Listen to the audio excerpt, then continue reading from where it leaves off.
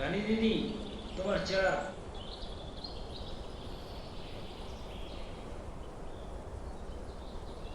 ও, গণেশ দা।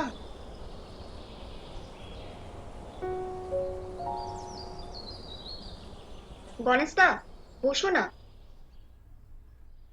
না না না, ওপরে বসো। বলো রানী দিদি। পুতুলদের হঠাৎ কি হয়েছিল যে? জানি না, তবে মাঝে মাঝে রাত্রি হঠাৎ চিৎকার করে ওঠে। একদিন তো অনেক রাতে। পুতুলদি,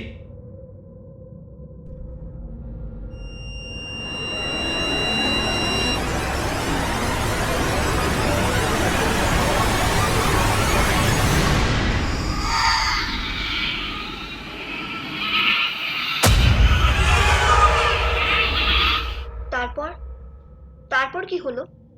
ডাক্তার ডাকা হলো, ততক্ষণে সব শেষ। তবে মিস্টার চ্যাটার্জি বলেছিলেন পুতুল দিদিকে নাকি প্রেতে ধরেছে।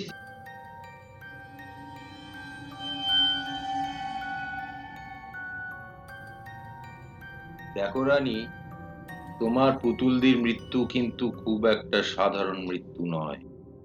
এক ভয়ানক প্রেত তোমার পুতুলদির জীবনটাকে শেষ করে দিয়েছে। এবং আমার ধারণা, এই প্রেত পুতুলের রূপ নিয়ে এই বাড়িতেই ঘুরে বেড়াচ্ছে। সে কি?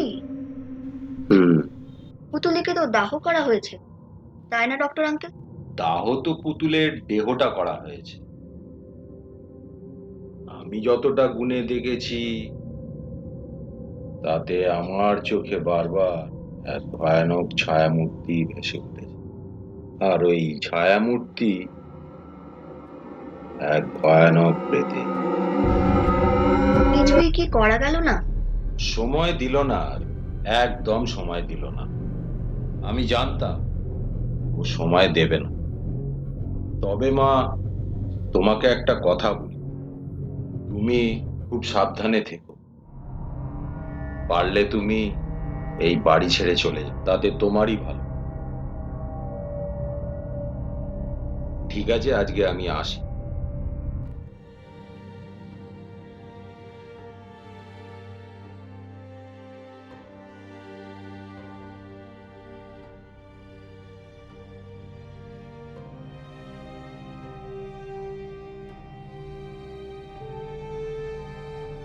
দিদি, তুমি আমায় ছেড়ে চলে যাবে না তো, আমার মা বাবার মতো?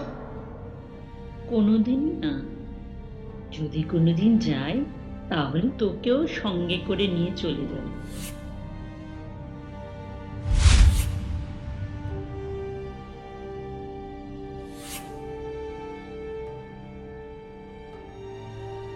রানী দিদি, ঘুমাওনি এখনো? না গো গণেশ দা, পুতুলদের কথা মনে পড়ছে।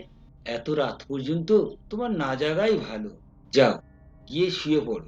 হুম। একদিন একা বাড়িতে পুতুল ব্যালকনিতেই দাঁড়িয়েছে।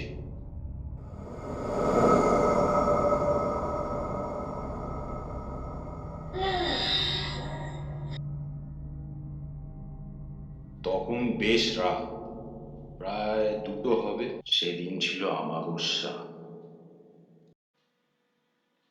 থেকে তো ঠান্ডা বাতাস এলো।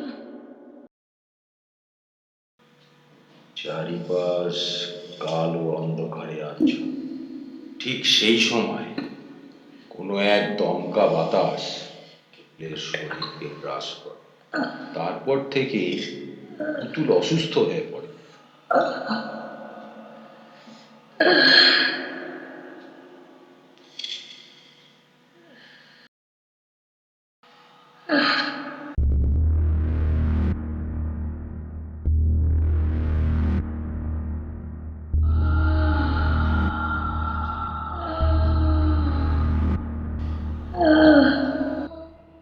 পুতুলের জীবনে সেই রাতই ছিল কাল রাত্রি।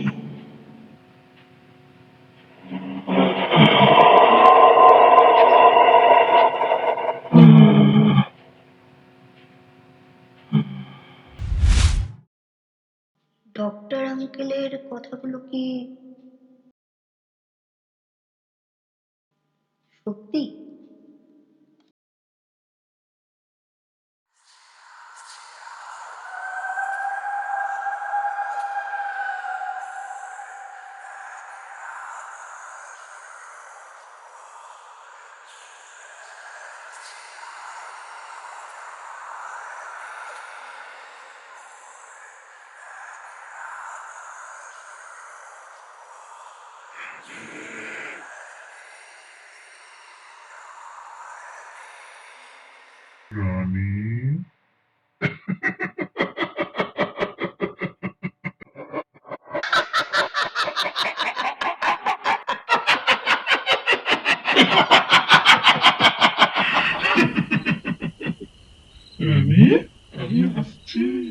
রানী,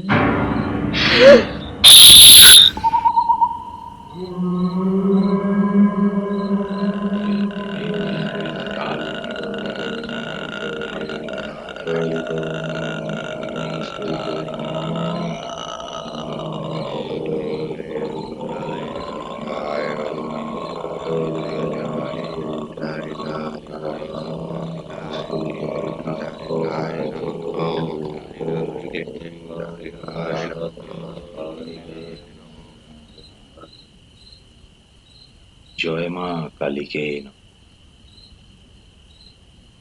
আজ রাত্রে রানীমাকে ওই বাড়িতে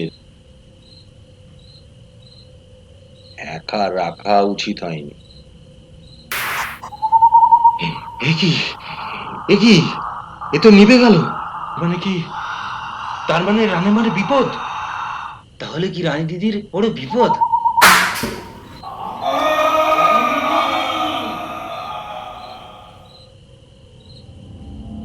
রানী দিদি, রানী দিদি,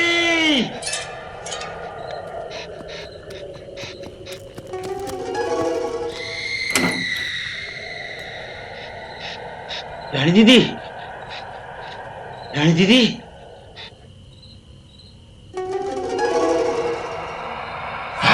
ও